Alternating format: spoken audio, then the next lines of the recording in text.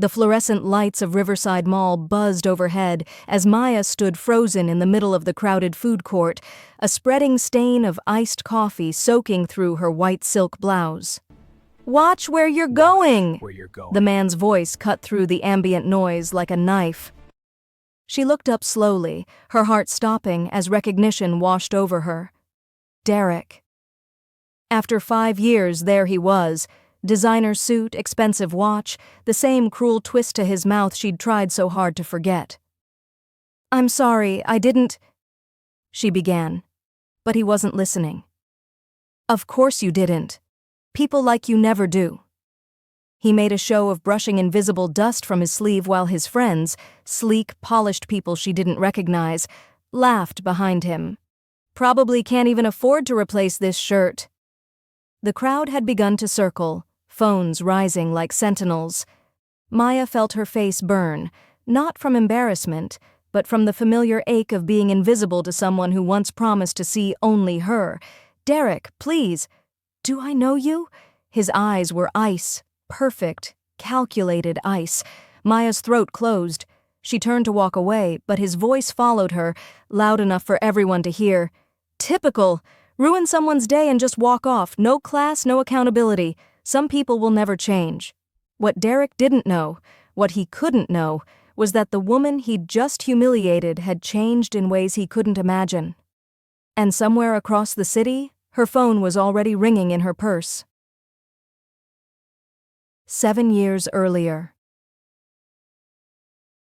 Maya's hands were cracked and raw from the bleach as she scrubbed the tiles of the Anderson family's bathroom. It was her third house of the day, and the sun was already setting, painting the sky in shades of orange she was too tired to appreciate. She was 22 and exhausted in a way that went deeper than her bones. "Miss? Miss, are you still here?" Maya looked up to find Mrs. Anderson's son standing in the doorway, textbooks under his arm, looking embarrassed. Derek Anderson, pre-med student, kind eyes, a smile that seemed genuine. "Just finishing up, Mr. Anderson." "Derek, please, and you don't have to call me Mr. anything." He shifted awkwardly. "Look, I made too much dinner. My mom won't be back until late, and I hate eating alone. Would you— if you're hungry." That's how it started. Not with romance, but with kindness. With Derek sitting across from her at the kitchen island, talking about his dreams of becoming a surgeon, asking about hers. "I want to be a nurse," Maya admitted quietly. "Maybe even a nurse practitioner someday." "That's incredible. Why aren't you in school?" She looked down at her hands. "Money? It's always money." Derek didn't flinch. He didn't look away. He just nodded and said, "Then we'll figure it out together." For 3 months, they figured it out. Late-night study sessions where he helped her with anatomy textbooks he borrowed from the library, coffee dates at the diner where the cook knew her by name, walks through the park where Derek held her hand like she was something precious. "I don't care what anyone thinks," he told her one night, kissing her forehead. "You're the realest person I've ever met." But then came his graduation party, his mother's insistence that he bring a date, the way his jaw tightened when Maya asked if she should come. Maybe not this time. My parents, they're kind of traditional. Old money, you know? I don't want them to make you uncomfortable." The first crack in the foundation. The cracks became fractures, became chasms. Derek got accepted into an elite medical residency program. His circle changed. Polo clubs, charity galas, friends who measured worth in portfolios and pedigrees. Maya tried to fit in, wearing clothes she couldn't afford, laughing at jokes she didn't understand. "Why do you try so hard?" Derek's college friend Brittany asked at a rooftop party, her voice dripping with false concern. "It's kind of sad." Maya found Derek later, asked him to leave with her. He was 3 drinks in, his tie loosened, his eyes sliding past her to where Brittany watched with a smirk. "You're being dramatic," he muttered. "Can't you just relax for once?" "I don't belong here, Derek." "No." He said it quietly, but the word landed like a slap. "You don't."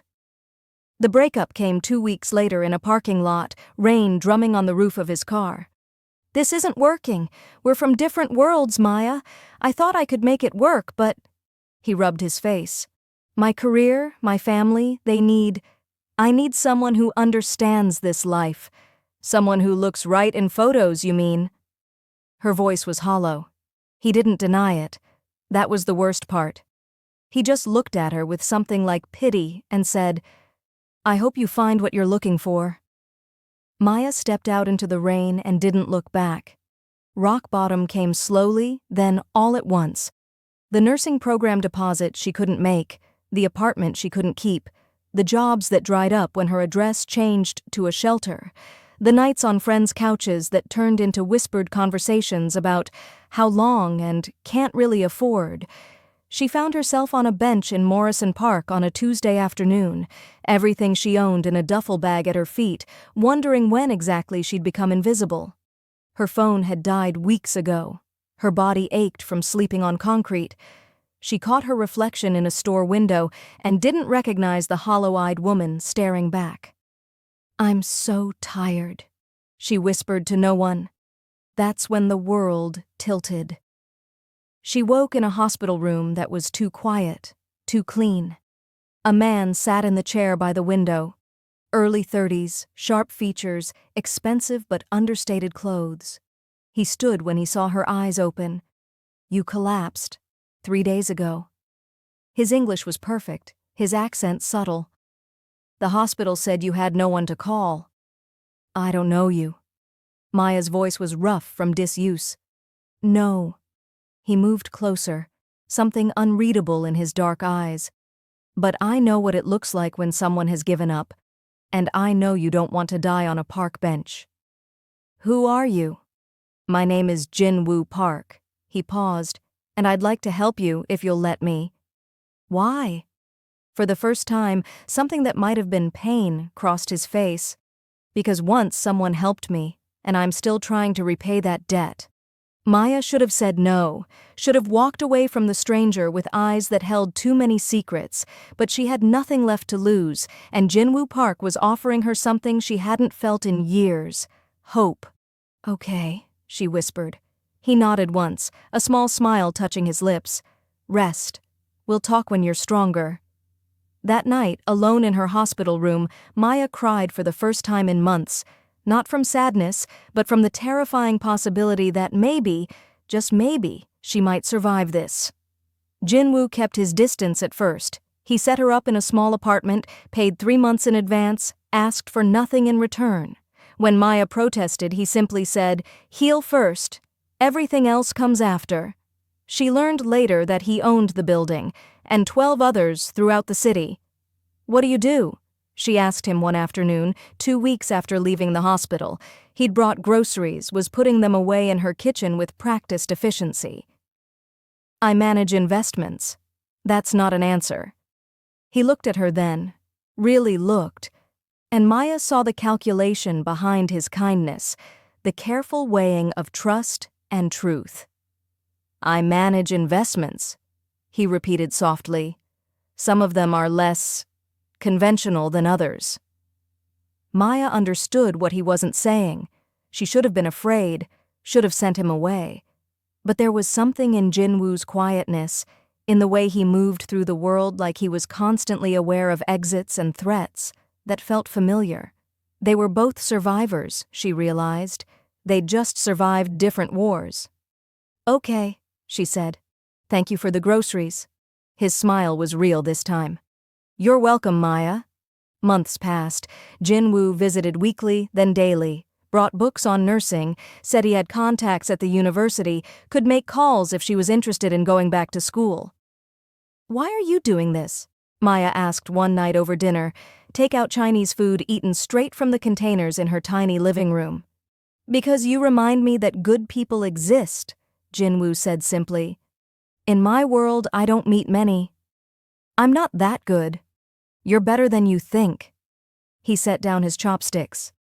I've been watching you, Maya. The way you helped that old woman carry her groceries last week. How you volunteer at the community center even though you're barely keeping yourself afloat. You have a light in you that refuses to go out no matter how many times the world tries to snuff it out. You sound like you're trying to convince yourself of something. Maybe I am. He met her eyes. Maybe I'm trying to convince myself that people like you can exist in the same world as people like me. What kind of person are you, Jinwoo? The kind your mother warned you about. But he said it with sadness, not pride. Maya reached across the coffee table and took his hand. I don't scare easily anymore. Not after everything. His fingers tightened around hers. You should be scared of me. But I'm not. Something shifted between them in that moment. A recognition of wounds that matched, of scars that told similar stories in different languages. I should go, Jinwoo said, but he didn't move. Stay, Maya whispered. He did. Their relationship grew in the quiet spaces between the life he lived and the life he wanted. Jinwoo never lied to her about what he did, but he kept the details vague, kept her separated from the violence that funded her apartment, her school, the future he was building for her brick by brick. I enrolled you at the university, he told her 6 months after they met. Full scholarship. It's under a program I fund anonymously, so there's no connection to me. You earned it, Maya. Your grades, your volunteer work, it's all real. She should have protested, should have demanded he stop making decisions for her, but she was so tired of fighting alone, and Jinwoo asked for so little in return. Just her company, just her smile, just the chance to pretend for a few hours a week that he was a different man living a different life. Thank you, she said instead, and kissed him. They became lovers, slowly, carefully. Jinwoo treated her like porcelain at first, like he was afraid his world might shatter her. But Maya was stronger than she looked, and eventually he understood that loving her didn't mean hiding from her. I'm not a good man, he told her one night, his head in her lap while she ran her fingers through his dark hair. I don't need you to be good. I need you to be honest. Even if honesty means admitting I've done terrible things? Even then. She cupped his face, made him look at her. You saved my life, Jinwoo. When I had nothing, when I was no one, you saw me. Whatever darkness you carry, it doesn't change that. He closed his eyes. I don't deserve you. Lucky for both of us. I'm not asking what you deserve. I'm choosing what I want. And what do you want? You. All of you. The parts you're proud of and the parts you hide. Jinwoo pulled her down then, kissed her like he was drowning and she was air, like she was the only good thing in a world full of ash and blood and compromises he'd stopped counting years ago. Marry me, he breathed against her lips. Maya pulled back, searching his face. Are you serious? I've never been more serious about anything in my life. Marry me, Maya. Let me spend the rest of my life trying to be worthy of you. Jinwoo, I know what I'm asking. I know what it means to tie yourself to me. But I promise I will protect you. I will shelter you from my world while giving you every piece of myself. Please, say yes. Maya thought about the girl she used to be, the one who believed in fairy tales and happy endings.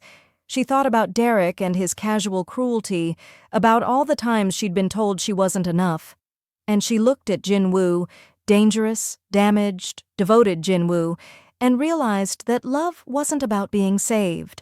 It was about being seen. Yes, she whispered. Yes, I'll marry you. They married 3 weeks later in a small ceremony with only his most trusted associates as witnesses. Maya wore a simple white dress Jinwoo had made for her by a designer who owed him favors.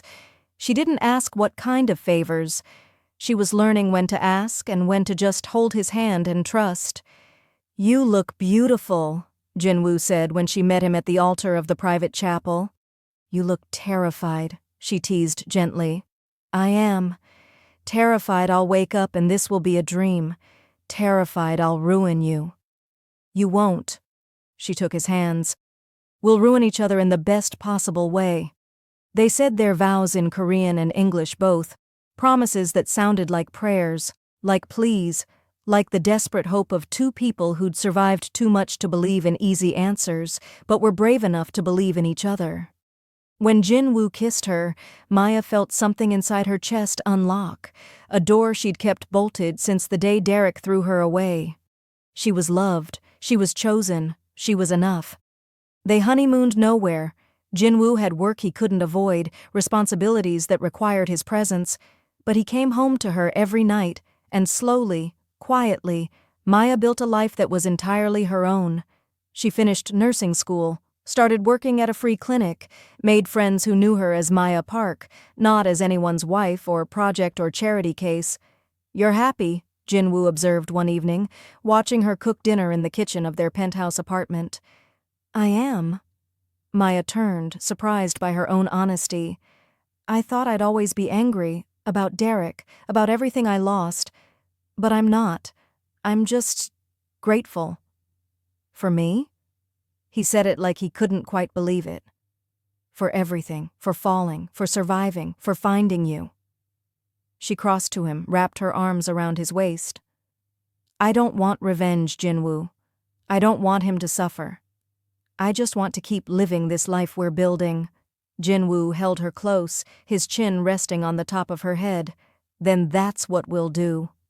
They kept that promise for 2 years, 2 beautiful, quiet years, where Maya became Dr. Maya Park, where she worked at the clinic and came home to a husband who looked at her like she'd hung the stars, where she almost forgot that once upon a time she'd been invisible. Almost. The call came on a Tuesday.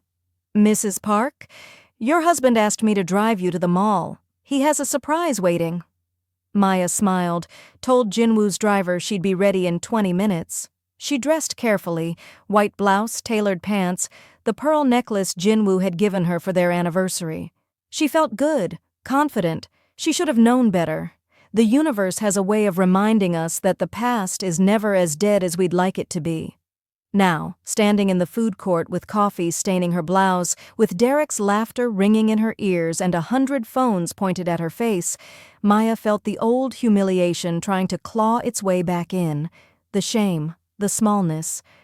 But then she remembered Jin-woo's words from their wedding night. "You are not who they said you were. You are who you choose to be."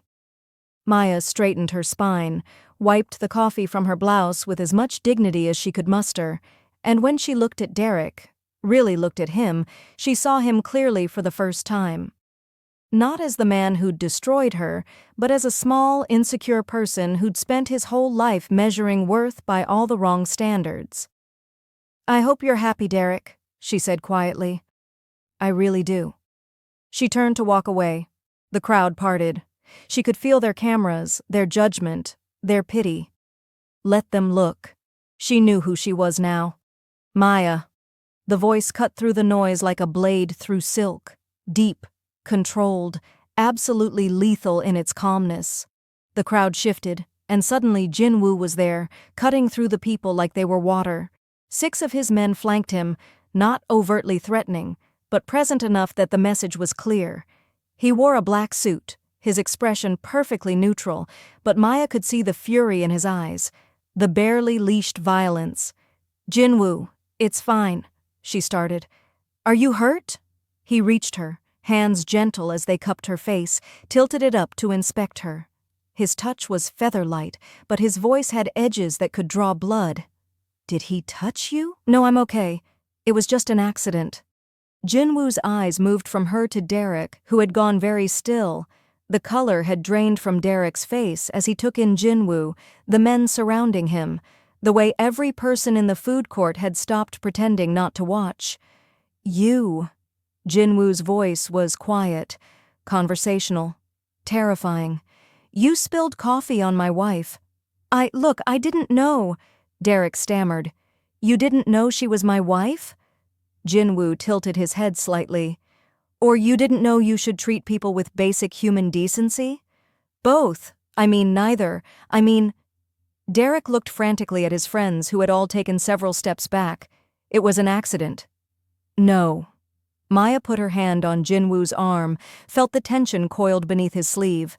"It wasn't an accident. He did it on purpose, but it doesn't matter." "It matters to me." Jin-woo's attention never left Derek. "What's your name?" "Derek. Derek Anderson." Dr. Anderson, I'm told, congratulations on completing your residency. The words should have been kind, they weren't. Tell me, Dr. Anderson, do you make it a habit of publicly humiliating women, or just the ones you think won't fight back? I wasn't, Derek's voice cracked. Who are you? Jinwoo smiled, and it was the coldest thing Maya had ever seen. I'm the man who helped Maya when you threw her away like garbage. I'm the man who held her while she cried over you. I'm the man who watched her rebuild herself from nothing while you played at being important. He took a step closer, and Derek actually flinched. And I'm the man who's very seriously considering making sure you never practice medicine in this city again. Jinwoo? Maya's voice was firm. Stop. He looked at her, and some of the ice in his expression thawed. He hurt you. He did. 5 years ago, he hurt me so badly, I wanted to die. She said it clearly, loudly, for Derek and the crowd and everyone who'd ever made her feel small. But I didn't die. I survived. I built a life. I became a doctor. I married a man who sees me, really sees me, and treats me like I matter. Derek didn't destroy me. He just showed me who he really was. Jinwoo's jaw tightened, but he nodded slowly, deferring to her, trusting her to decide how this ended. Maya turned back to Derek, who looked like he might be sick. I don't hate you, she said. I don't forgive you either. Nothing you. You're nothing to me anymore. Not even a footnote. Maya, I'm sorry. I was young and stupid and scared, and you were cruel. Own it. Don't make excuses. She felt Jinwoo's hand find hers, squeeze gently. You're not a bad person, Derek. You're just not a brave one, and that's something you'll have to live with. She squeezed Jinwoo's hand, looked up at him. Can we go home now? The fury in his eyes softened into something that looked like pride, like love, like the man he'd never been able to be until he met her. Yeah, we can go home. They walked out together, Jinwoo's arm around her shoulders, his men clearing a path. Maya didn't look back. Not at Derek, not at the crowd, not at the ghost of who she used to be. Behind them, she heard Derek's voice, small and broken. I really am sorry. Maya kept walking. In the car, Jinwoo held her close, his hand stroking her hair while she shook from adrenaline and relief, and a grief she thought she'd finished mourning years ago. I wanted to hurt him, Jinwoo admitted quietly. I wanted to make him feel every ounce of pain he caused you. I know, but that's not who I want you to be. Not for me. You're better than me. No. Maya pulled back, looked him in the eyes. I'm just different. And so are you. That's why this works. Jinwoo kissed her forehead, her cheeks, her lips. Soft kisses that felt like apologies, like promises, like the devotion of a man who'd never expected to find redemption in the arms of a woman who'd every reason to hate the world, but chose kindness instead. I love you, he whispered against her mouth. More than I knew I could love anything. I love you too. Maya smiled and meant it. Now take me home. I want to change this stupid blouse and order too much takeout and fall asleep on the couch while you pretend to watch whatever show I pick. Jinwoo laughed, a real laugh, rare and precious. Done. As the car pulled away from the mall, Maya caught one last glimpse of Derek through the window. He stood alone in the parking lot, friends gone, watching her leave with the same look of loss she used to carry everywhere. She felt nothing. No satisfaction, no vindication, no anger, just peace. Epilogue. 3 months later, Maya got a letter at the clinic. Derek's handwriting. She almost threw it away without reading it, but something made her pause. Maya. I know I have no right to write to you, no right to ask for anything, least of all your time, but I wanted you to know that seeing you at the mall changed something in me. I've spent 5 years telling myself I made the right choice, that I was practical, that relationships are about compatibility and image and building the right kind of life. I convinced myself that what we had wasn't real, that you weren't enough. I was wrong. You were always enough, more than enough. It was me who was lacking. Me who was too cowardly to stand up to my family, my friends, my own internalized garbage about what success looks like. I don't expect forgiveness. I don't even want it. I just wanted to tell you that you were right. I'm not a brave person. But watching you walk away with someone who clearly sees your worth, who would burn the world down to keep you safe, made me realize what I threw away. I hope you're happy. I hope he treats you the way I should have. I hope one day I can become the kind of man who deserves someone like you, even though I know that ship has sailed. Thank you for showing me what real strength looks like. Derek. Maya read the letter twice, then folded it carefully and put it in her desk drawer. Not as a trophy, not as vindication, just as a reminder that people could change.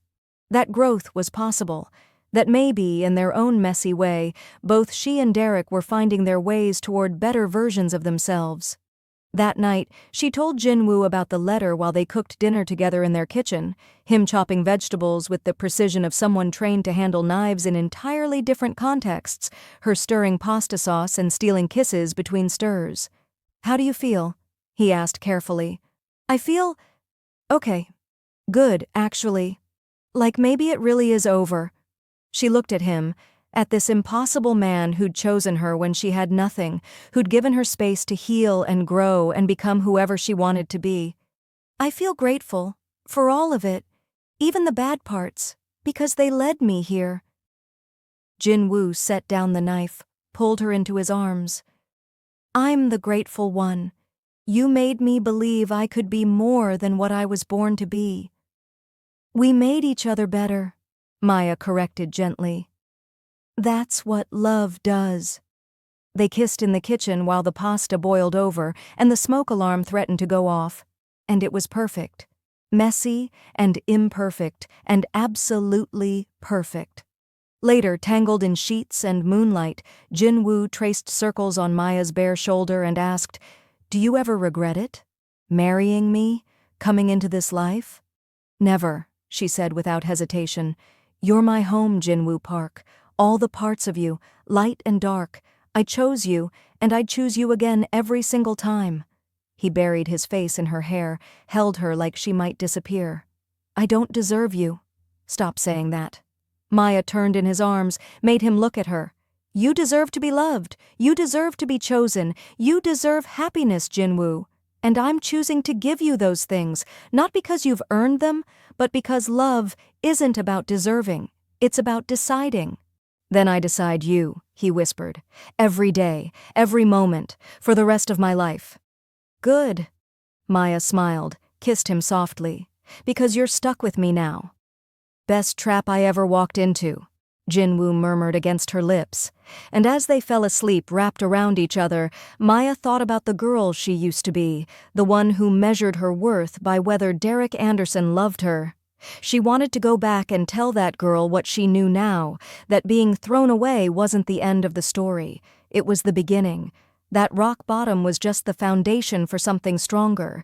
That sometimes the best revenge wasn't revenge at all. It was simply choosing to live well, to love fiercely, to survive beautifully, and in the end, that was enough, more than enough. It was everything.